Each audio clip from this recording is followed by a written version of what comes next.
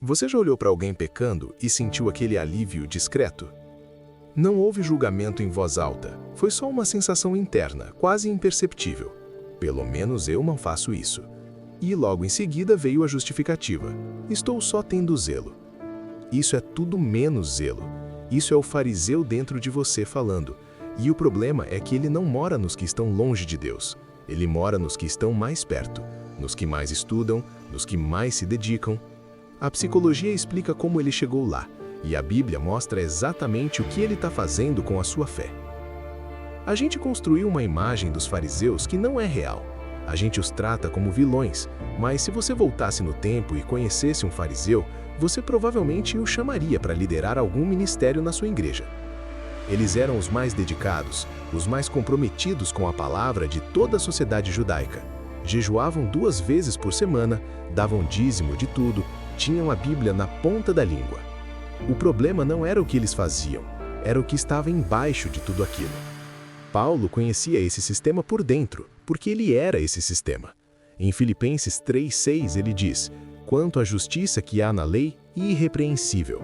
Ele não estava fingindo, ele acreditava em cada regra que seguia, e era exatamente isso que o tornava perigoso para os outros e, principalmente, para si mesmo. Deixa eu te contar o que está acontecendo por baixo desse legalismo.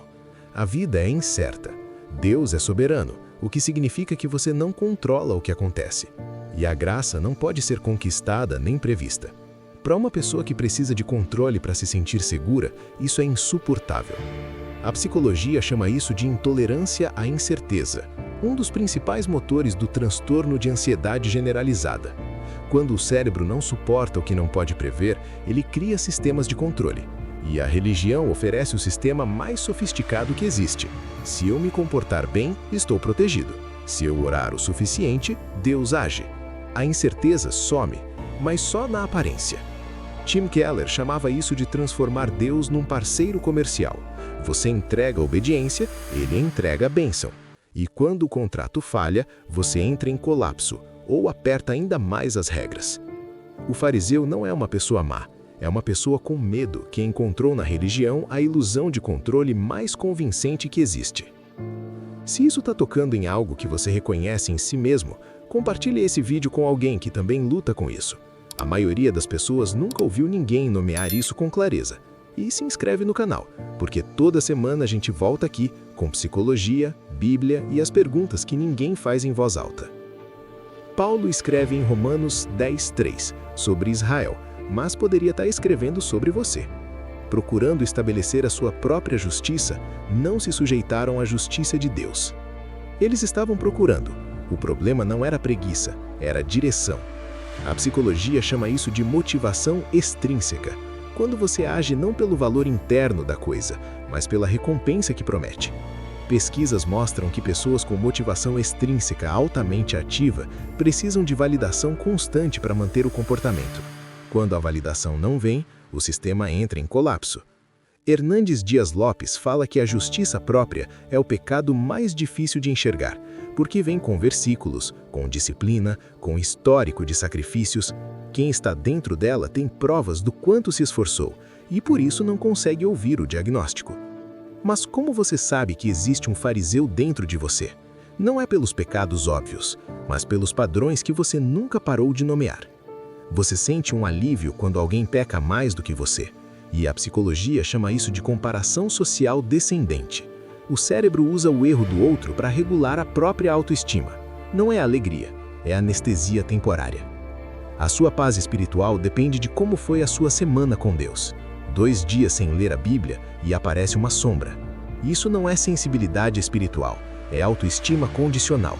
Um padrão clínico onde o valor que a pessoa sente depende diretamente da sua performance recente. Você julga com mais dureza os pecados que você não tem. Os seus são fraquezas compreensíveis, os dos outros são falta de caráter. A psicologia chama isso de viés de autocomplacência, a tendência automática a aplicar regras diferentes para si e para os outros. Isso não é santidade, é autopreservação disfarçada de linguagem bíblica. O legalismo não é inofensivo, ele tem um custo clínico.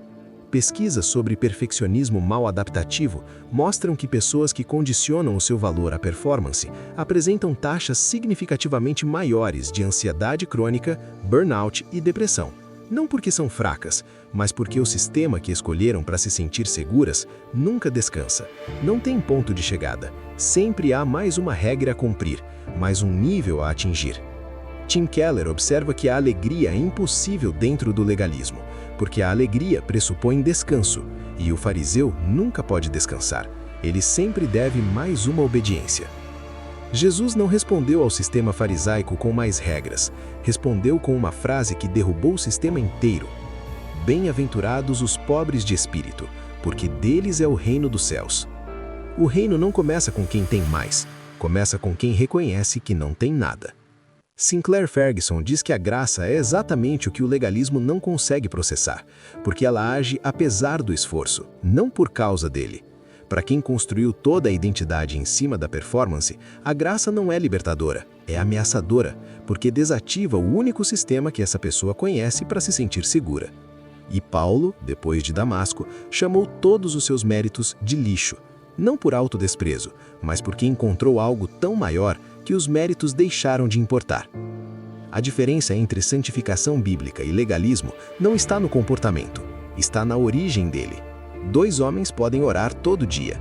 Um ora porque precisa fechar o contrato. O outro ora para que a reunião onde o contrato será fechado possa ser uma reunião abençoada. Por fora são idênticos, mas por dentro são mundos opostos, e só um deles está descansando enquanto obedece. O fariseu dentro de você não vai embora com mais disciplina, não vai embora com mais esforço, porque ele é feito justamente de esforço. Tentar se livrar dele pelo esforço é como apagar fogo com gasolina. Ele vai embora quando a obediência deixa de ser um contrato e vira uma resposta ao amor que já foi dado, não ao amor que você ainda está tentando conquistar. Romanos 10:3 é um espelho. Procurando estabelecer a sua própria justiça, não se sujeitaram à justiça de Deus. A pergunta não é, você segue as regras? A pergunta é, em que área da sua vida você ainda está tentando merecer o que Deus já deu de graça? Porque o fariseu não mora na rua, ele mora dentro de quem conhece a Bíblia inteira de cabeça, e ainda assim acorda todo dia tentando fechar uma conta que já foi paga.